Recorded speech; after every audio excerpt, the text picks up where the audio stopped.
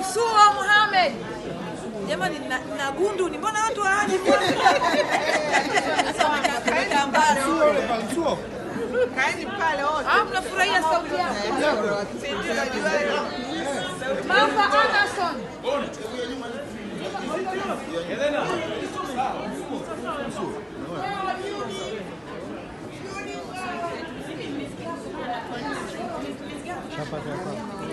Malipula Joyce. Jamani mwanangu mwingine. Tulikaa wote jamani wa ukweli. Marekani.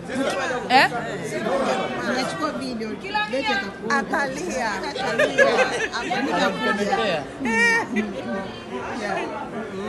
Okay. Say hi.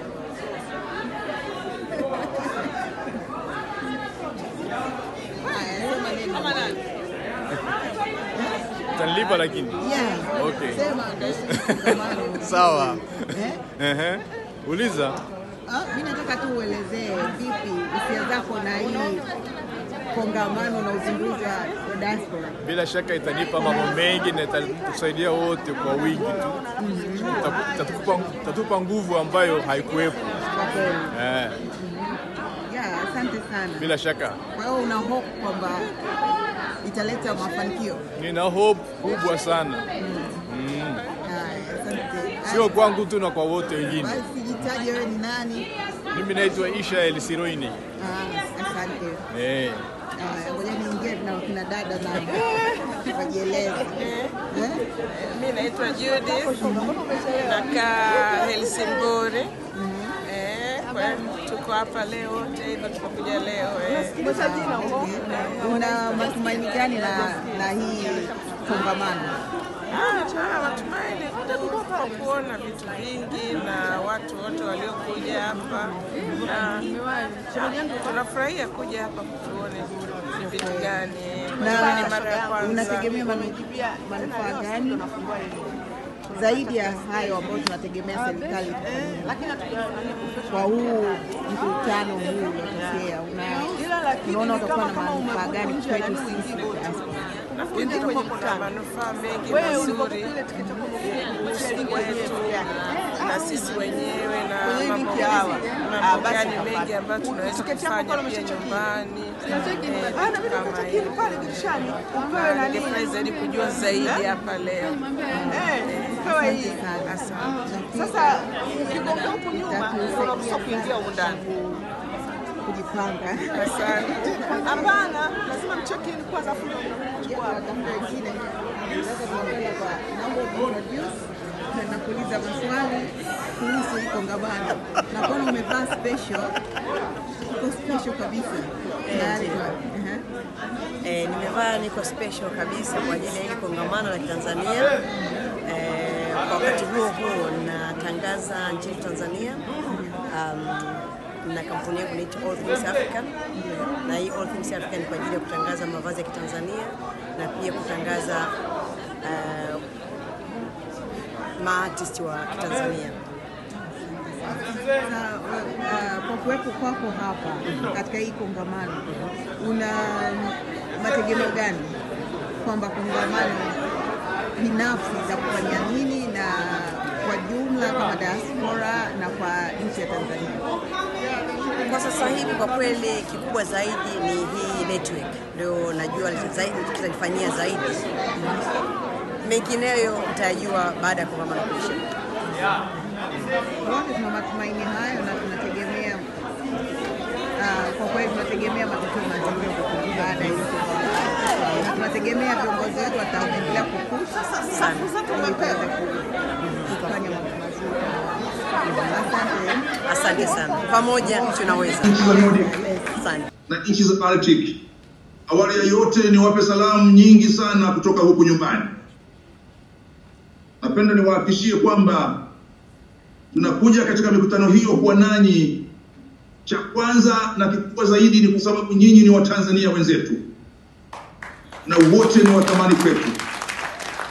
Mliofanikiwa na ambao hamkufanikiwa. Mnaotutakia mema na mnaotusema vibaya. Wote ni Watanzania.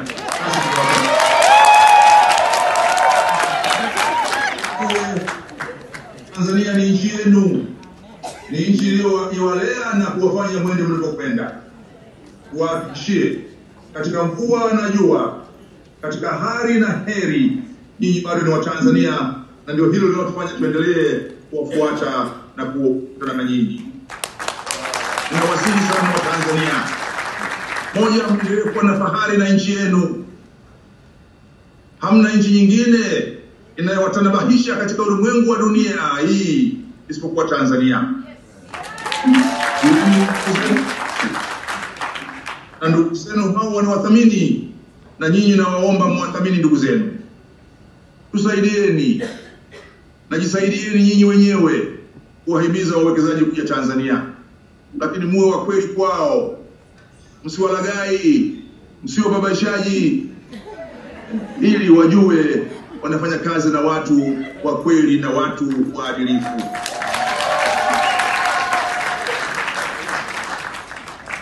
Hatuna sifa nyingine duniani isipokuwa sisi kuwa ni watu wa taifa moja. Tuko makabila zaidi ya 160, lakini wingi wa makabila haujatuondolea utanzania wetu. Kwa hiyo nawasihi sana, moja, huko mlipo muendelee kuwa na umoja, muendelee kuwa pamoja, mpendane, mshirikiane, mshikamane nyinyi huko kwanza. Na yasema haya nikijua mimi nimeishi huko, nimesoma huko, nimefanya kazi huko, najua changamoto za kuwa mbali na nyumbani. Nawahimiza na kuwasisitiza, huko mliko itendeeni Tanzania mema. Na nawasihi sana, mkae na watu huko kwa wema, fuateni sheria za huko, tiini sheria za huko, ili muwe watu wema katikati ya wageni wema katikati ya wenyeji wenu. Msijihusishe na vitendo vya uhalifu, vinachafua sura yenu na sura ya nchi. Msiingie katika biashara za madawa ya kulevya, zinaharibu sura zenu na sura za nchi. Lakini nyinyi wenyewe na watu wenu wahimizeni kuhusu Tanzania, Tanzania, Tanzania. Anawaomba sana, itakieni mema Tanzania, isemeni mema Tanzania, kwani Tanzania pia itawalipa. Nami niwakaribishe tena nyumbani. Yaliyopungua yapo, lakini yapo mengi yaliyo mema. Mimi mwenyewe nilipokuja Tanzania baada ya kukaa takriban miaka 10 Ujerumani, nilibung'aa maendeleo niliyokuta, na hakika nyinyi mliokaa muda mrefu mrudi Tanzania mtabung'aa. Dar es Salaam mlioiacha sio ya leo, na Dodoma mliojua sio ya leo. Na kubwa zaidi, kama mtu aliyeishi nje kwa miaka mingi, wafanyeni watoto wenu waijue Tanzania, ili kesho na kesho kutwa wasije wakawalaumu hamkuambia ukweli kuhusu kwao, hasa nyakati za shida. Once again, let me now come back to the language which we all be able to understand each other after addressing my fellow Tanzanians. Once again, to assure the investors from the Nordic and Baltic countries that all the legal reforms which you have taken are not aimed at all to nationalize or confiscate any property. There will be no nationalization, no confiscation of any property. Whoever is saying that is not telling the truth. Our constitution and our laws protect the right to private property for citizens and non-citizens. So, after those few remarks, I wish to thank you all for attending the conference. I believe the conference will be a success, and you'll all get the relevant and necessary information about Tanzania and the investment opportunities.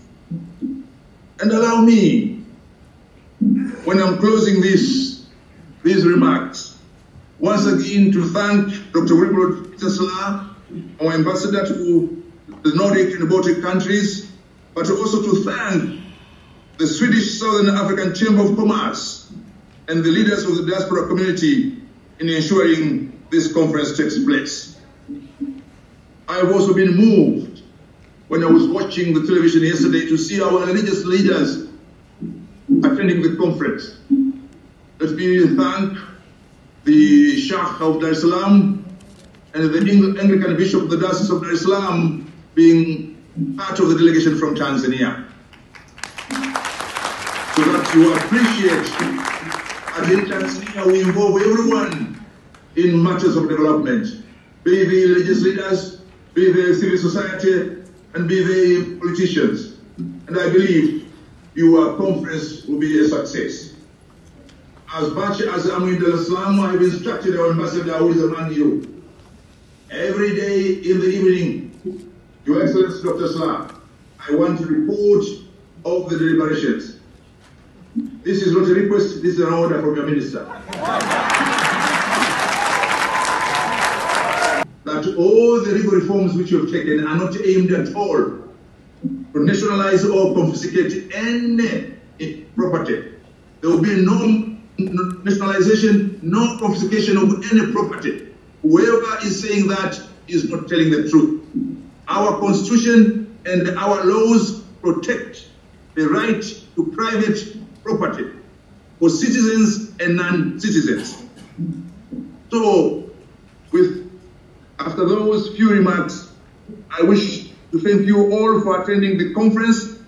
I believe the conference will be a success and you will all get the relevant and necessary information about Tanzania and the investment opportunities. And allow me, when I'm closing these remarks, once again to thank Dr. Wilbrod Peter Slaa, our ambassador to the Nordic and Baltic countries, but also to thank the Swedish Southern African Chamber of Commerce and the leaders of the diaspora community in ensuring this conference takes place. I have also been moved when I was watching the television yesterday to see our religious leaders attending the conference. Let me thank the Sheikh of Dar es Salaam and the Anglican Bishop of the Diocese of Dar es Salaam being part of the delegation from Tanzania. So that you appreciate that in Tanzania we involve everyone in matters of development, be they religious leaders, be they civil society, and be they politicians. And I believe your conference will be a success. As much as I'm in Dar es Salaam, I have instructed our ambassador who is among you. Every day in the evening, Your Excellency Dr. Slaa, I want to report of the deliberations. This is not a request, this is an order from your minister.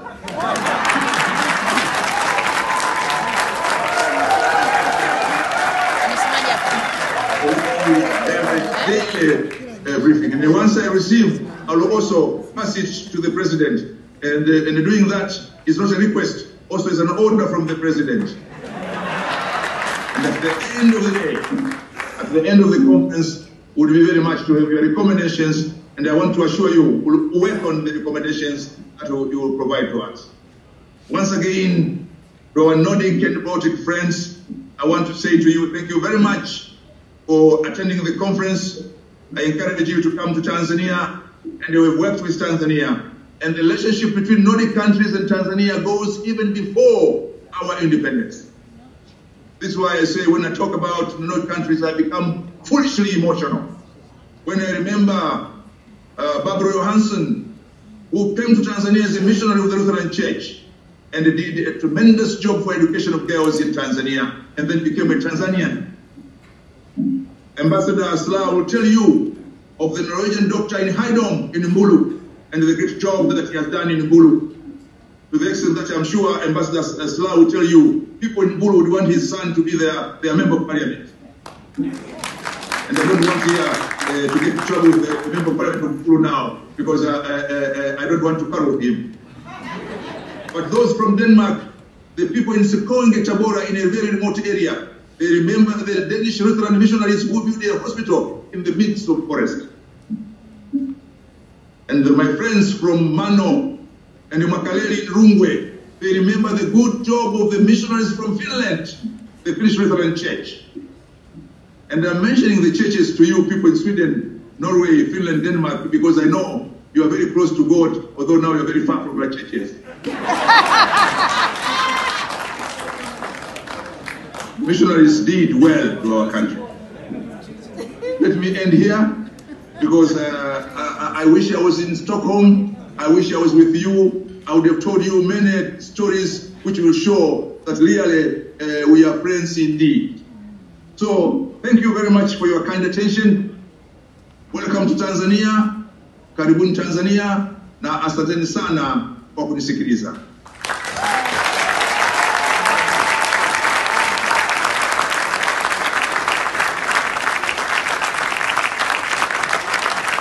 Sijui kama waziri anatusikia, lakini naomba tupige makofi tafadhali tena. Naomba tumpe standing ovation waziri. Naomba tumpe standing ovation waziri.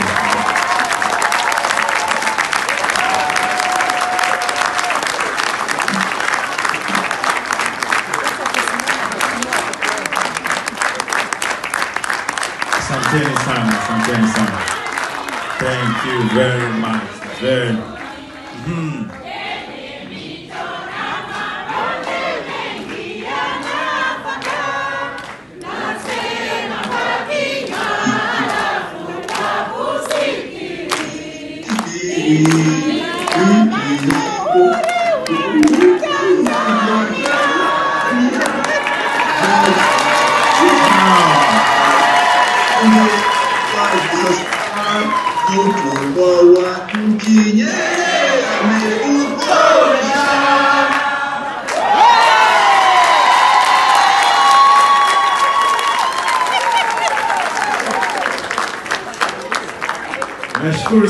Tunashukuru sana Profesa waziri wetu.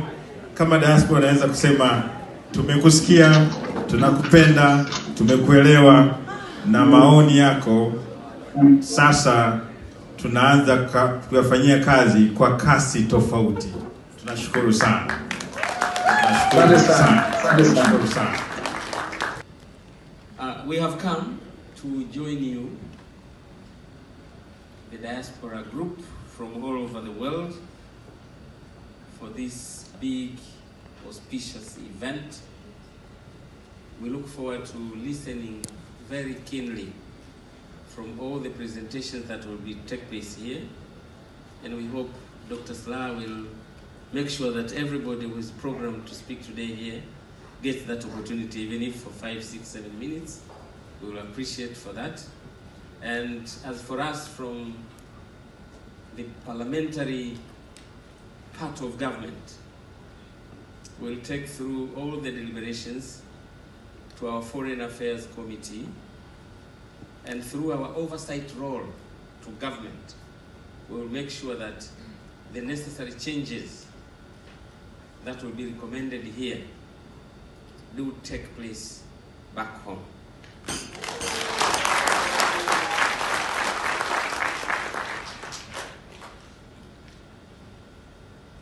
Since everything important has already been narrated by our foreign minister, who has greatly preempted me, let me just say that with me I bring along greetings from our President, Dr. John Pombe Joseph Magufuli, who asked me to relay his well wishes to this two-day program. Let me end by asking you, as Professor Kabudi said, on two things. One, try your best to be good citizens in the countries that you live. Carry the Tanzanian name well. Make sure that you adhere to the laws that are there, and speak well of your country, Tanzania. I know most of you living in the diaspora rely on the internet and some of the information that come to you from home. Let me assure you, some of those information are not true. We are the leaders back home. We are just people like you. Good people indeed. Very well-intentioned to our country. not thieves or a group or a bunch of whatever. And since we are around for 2 days, whenever you have any other questions that you want to ask us, we will be more than ready to explain to you on whatever matter.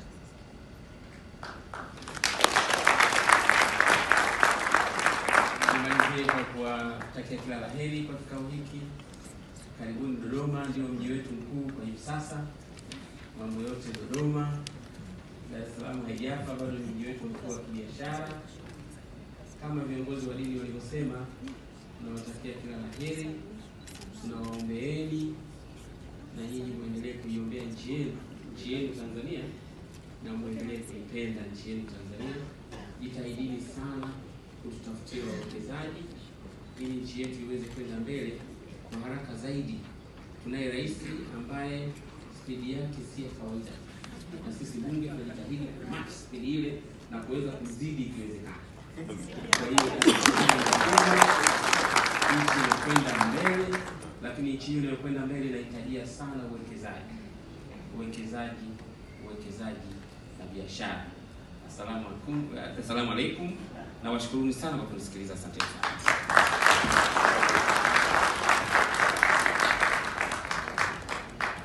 Makofi tafadhali mengine kwa Mheshimiwa Speaker. On behalf of the Ministry for Foreign Affairs, the Africa Department, where I work, I'd like to welcome you not only to this conference, but also to Sweden, because I realize that there's so many of you here who come from outside and perhaps have not ever been in Sweden. Yes. Is that correct? Yes. Right. And unfortunately, you did not bring the good weather with you. This is the part of the year in Sweden where King Winter is fighting still hard against the King Spring, and unfortunately King Winter is winning today at least. We hope for a change quickly. That's the way it is around here. But we have a warm atmosphere here for sure, so I'm sure we will move on in a happy way. As I said earlier, I work in the Ministry of Foreign Affairs in the Africa Department. I handle and is in charge of trade and trade promotion with Africa. So where would I be today but here? So promotion work has become, in our system, in our foreign ministry, a bit of a core business, more and more, I would say. And I also noticed from the African embassies here in Stockholm, but they're quite active as well when it comes to trade and investment and promoting themselves, not least Dr. Slaa and your team at the Tanzanian embassy here in Stockholm. And I think that's a good thing. I think we need to work harder on promotion of trade and investments, because we are, I think, and I think many of you here agree with me, we are underperforming. Our trade flows are not the way they should be. And I'm happy to see all of you here trying to do something about that, so we get more investment, more trade between our countries. I think that is some of the outcomes that we can hope for this conference.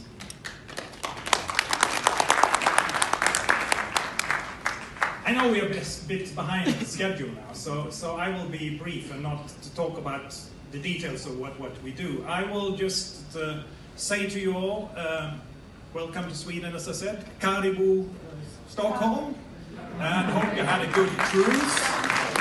And I hope you have a very fruitful conference and enjoy the opportunities, of course, to talk to each other, because we have the same sort of arrangements in our Ministry of Foreign Affairs. We meet regularly, regionally, and on a regular basis to talk about these things. I think they serve quite a purpose. So all the best with your conference, and I will hold my peace and say, I'm done, and Karibu Stockholm.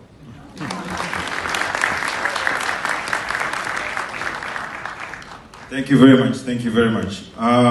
Now, we're running out of time. We are way behind. So from now on, you see us cruising at a very little bit of a high speed. Now, everybody I called just try to make it as short as possible so that we can catch up with the time. There are people who will have to depart later on from the cruise. Now, somebody who has a good knowledge of that is a man I'm going to call on stage now, Mr. Octavian Mshiu. He's the acting president, Tanzania Chamber of Commerce, Industry and Trade. Karibu sana, Mshiu.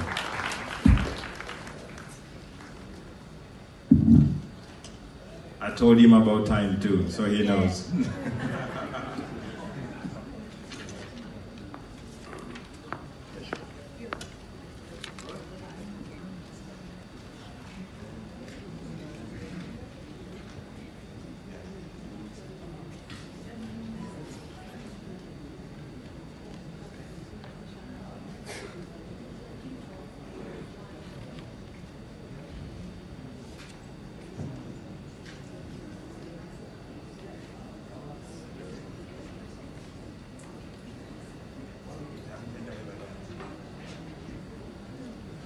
Hello and good morning.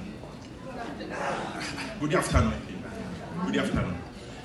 Honorable Job Dugai, Speaker of our National Assembly, Honorable Your Excellency Dr. Wilbert Slaa, Ambassador in Nordic countries, Your Excellency, and other dignitaries who are seated in the podium.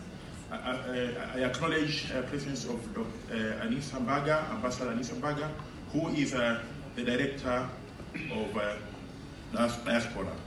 Well, today is the most important day in the life, in my life, because I witnessed what is very important for Tanzania. For the first time, we are having such a big congregation which is here today to gather for launch of our diaspora network, Tanzania Global Diaspora. My presentation started with some history, which I think for this case it won't be very important because it is already being spoken. But I want to repeat what has been said by our Minister for Foreign Affairs, that Sweden is indeed our good friend. They are indeed our good friends. The establishment of TCIA was enabled through the support of CIDA, which started in 1998. TCIA is a member of the International Chamber of Commerce, and in TCIA we have TCIA diaspora. We have diaspora WIN, which stands for all the diaspora network, and already currently we have around 4 diaspora branches. One of it is in China, with office in Guangzhou. Another one is in Turkey, and we are opening another one in Egypt very soon. And on the way, we have another one in London. We are opening another one in London, and we have a representation in Syria. TCIA is a national chamber with branches in all the districts and regions. And in this case, we want to acknowledge the support we are getting from other partners. For instance, this week we have sent a delegation of more than 70 people to China to attend Canton tour through the support of the product which is provided by CRDB Bank, and we acknowledge the support. And also, we are cooperating with other multinational international organizations, including other countries, because TCIA has MOU with over 150 countries, because TCIA is a national chamber, and we have relationship with over 150 countries who we have an agreement with them. So the establishment of a diaspora network will enable them to benefit with the network which is already existing with TCIA. And through that, you'll be able to get our investors to our country, and through that we can support our economy and the national building.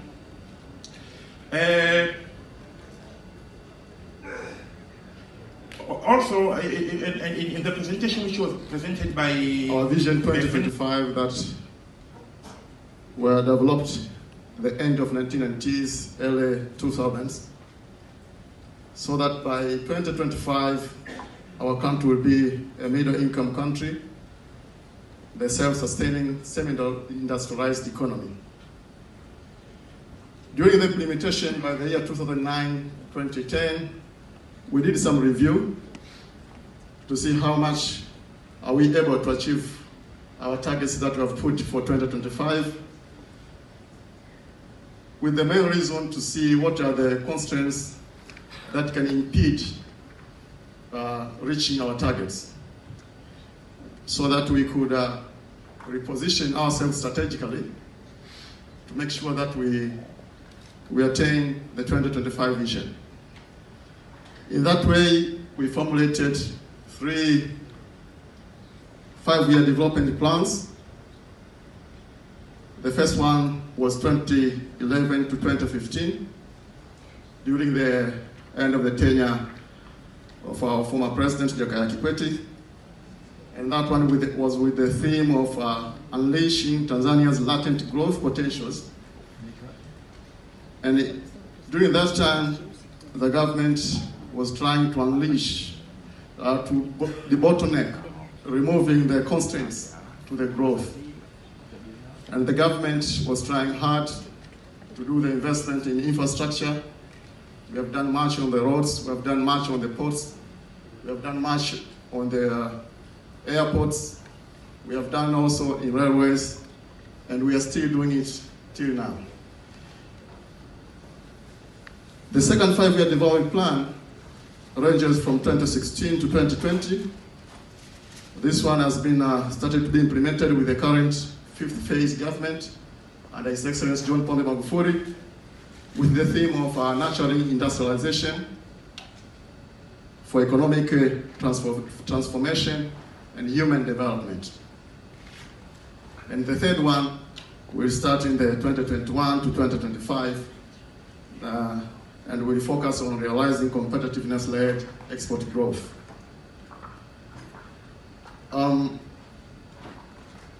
We could say that after all this implementation for this more than 5-6 years, we see Tanzania is at a critical turning point.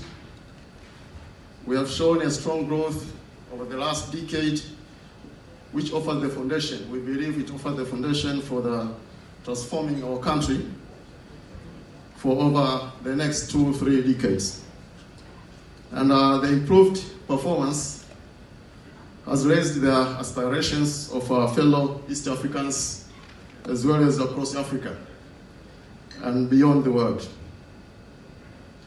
You could see the recently launched Africa Economic Outlook by Africa Development Bank, the fastest growing economies in Africa. Tanzania is number 7, and lucky enough, on those 10, East Africa has 4, which is Kenya, Uganda, Tanzania itself, as well as Rwanda. So East Africa is a region to come now. This growth, the improved performance, has also raised the aspirations and a renewed interest of investment in the country. You could see the report launched by the United Nations Conference on Trade and Development, UNCTAD, the latest 2018. These are the countries for East Africa, and the green one is Tanzania. For over the last 7 years, it has been leading for attraction of foreign direct investment, followed by other East African countries. So, as the government, as the people of Tanzania, we are determined to keep the rising aspirations and to manage the continental and the global expectations so that we take the advantages for our country and as well as our partner countries. The investment, I can give you a little picture about the investment trend. The stock of investment, the leading countries in Tanzania. For the FDIs, our Tanzania Investment Center, they do register investment which are coming into the country. And if you take the stock from 1990 to 2017, number one is China. Any delegates from China here? Congratulations to her. Number two is UK. I had some discussion with some of UK delegates. Congratulations to you. We have also USA, and other countries follow. So if you don't see your country and you are a diaspora, please help us to make a good word for Tanzania so that we increase the foreign direct from your country. Why should you come to invest in Tanzania? The Minister for Foreign Affairs has described, has explained in depth. Tanzania is a very peaceful and politically stable country. We have embraced multi-party democracy since 1990s. Also USA, we have managed, and other countries follow. So if you don't see your country and you are a diaspora, please help us to make a good word for Tanzania so that we increase the foreign direct from your country. Why should you come to invest in Tanzania? The Minister for Foreign Affairs has described, has explained in depth. Tanzania is a very peaceful and politically stable country. We have embraced multi-party democracy since 1990s, and in that we have managed to implement good governance. We have managed to conduct stable elections, multi-party, and lucky God, we have never experienced any civil war. And those are some of the factors any investor would like to see. But as I've shown, we have a very high growth economically, we have low inflation, and a resilient economy. The investment opportunities are available in various natural resources, complemented by availability of arable land, the discoveries of natural gas, extractives, mining, tourist destinations, and we have a presentation from our tourist board later. You will get to hear more. As our Honorable Minister just pointed, any investor would like to be assured of the money he's investing, and that Tanzania is guaranteed on your investment. We have a number of bilateral investment treaties, bilateral trade agreements, but as the Minister said, we have a well-established judiciary system, and we continue to strengthen it. On the market-wise, we are very much strategically located, surrounded by 6 landlocked countries. We have 3 major ports and 3 international airports. And through that, you can serve East Africa community itself around 162 million people. We have also another community, Southern African Development Community, that is SADC, composed of around 450 million market. But we are also now connecting the Southern Africa community, the EAC, as well as the COMESA, to form the TFTA that will involve 650 million people. So the investment opportunities, this is not exclusive list, but as we implement the second 5-year development plan with the theme of industrialization, we do focus to attract investment on those areas, but you can see more in our website, and we can also discuss later.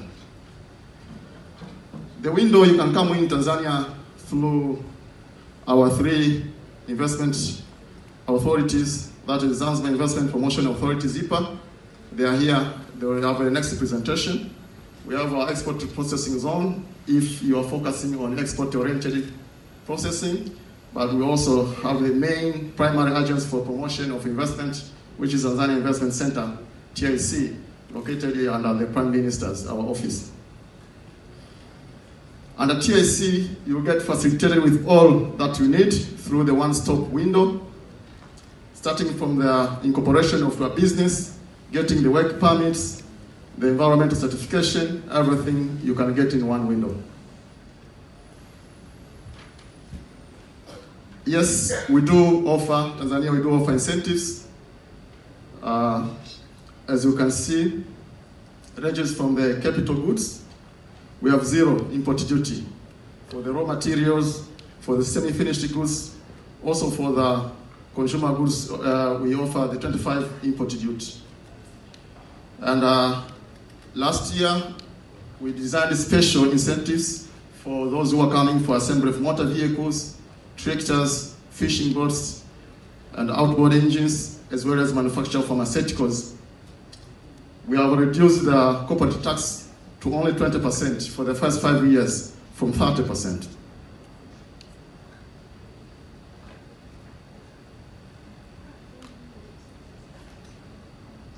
But we do also offer some other non-fiscal incentives.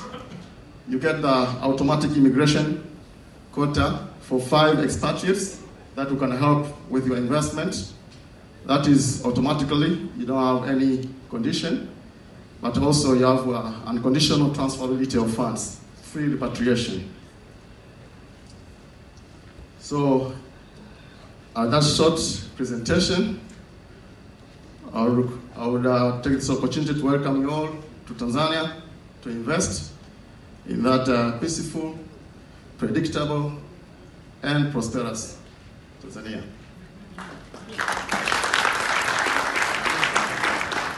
Thank you very much.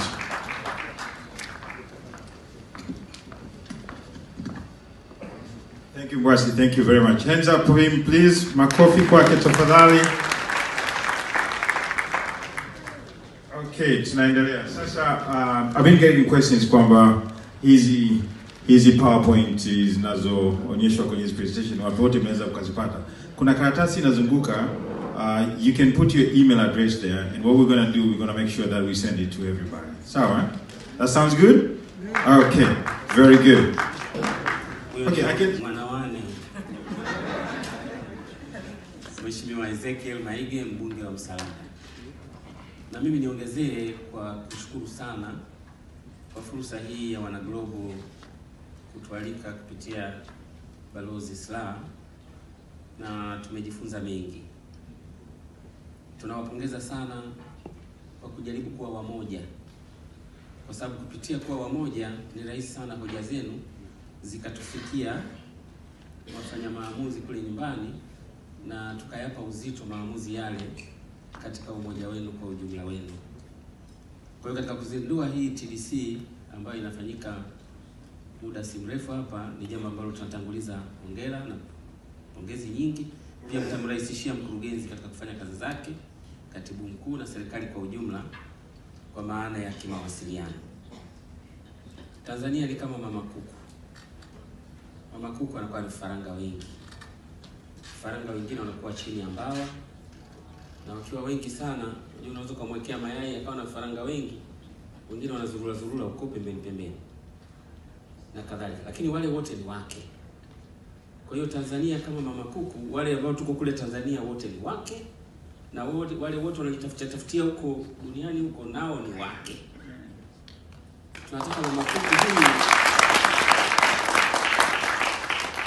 kuku huyu aweze kuhakikisha ulinzi, usalama na kufaidika kwa vifaranga wake wote walio chini ya mbawa na walio nje ya mbawa zake. Ninyi ni wenzetu. Ninyi ni watoto wetu, ni ndugu zetu, ni jamaa zetu. Kindaki.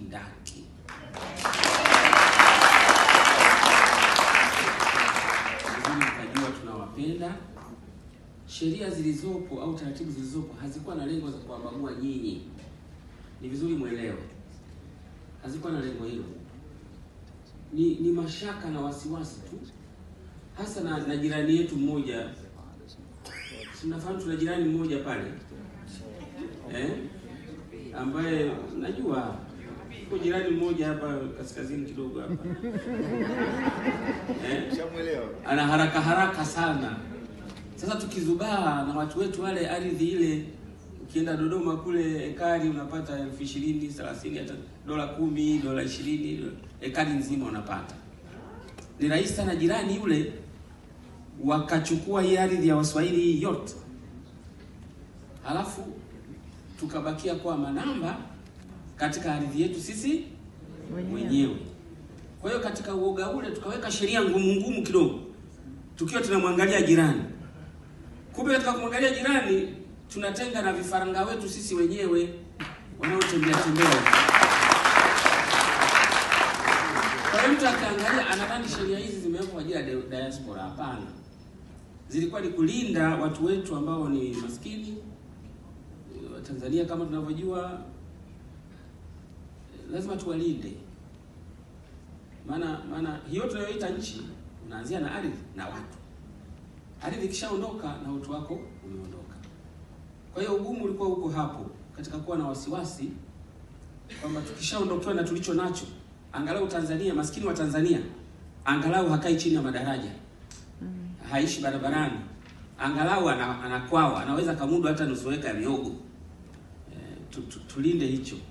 Lakini tumejifunza kupitia katiba mpya na mijadala iliyokuwepo, ameeleza mheshimiwa mbunge hapa, na ujumbe wenu ulikuwepo, tukafika mahali fulani tukapata picha ambayo India wanaitumia, nadhani na Ethiopia, ya kwamba unaweza ukawa na raia wako walioko nje ya nchi wakawa na haki fulani nyingi tu katika nchi, ili waweze kushiriki katika kumiliki mali, katika kurudi na kufanya kazi na kadhalika katika maeneo mengi inavyowezekana.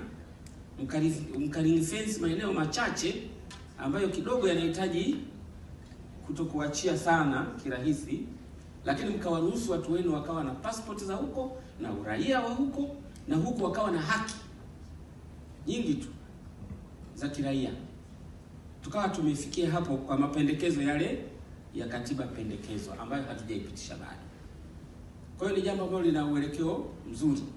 Kwa kuwa tumepata angalau dirisha la kuweza kuanzia, ni rahisi baadaye kuongezea na kingine, Na sisi bunge niwahakikishie, sisi ndio watunga sheria, tuko tayari wakati wowote, serikali iko tayari kutunga sheria, tuko tayari kabisa. Na basi TDC kazi yenu moja ni kuwasiliana na sisi bunge pia, kutueleza na modo za nchi nyingine zinafanyaje. Na kwenye meli hii nimejifunza kitu kimoja kikubwa. Mnaipenda sana nchi yenu.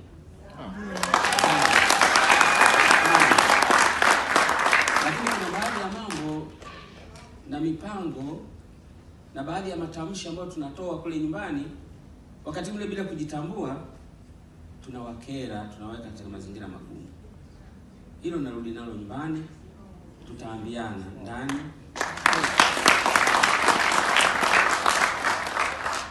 Nimalizie kwa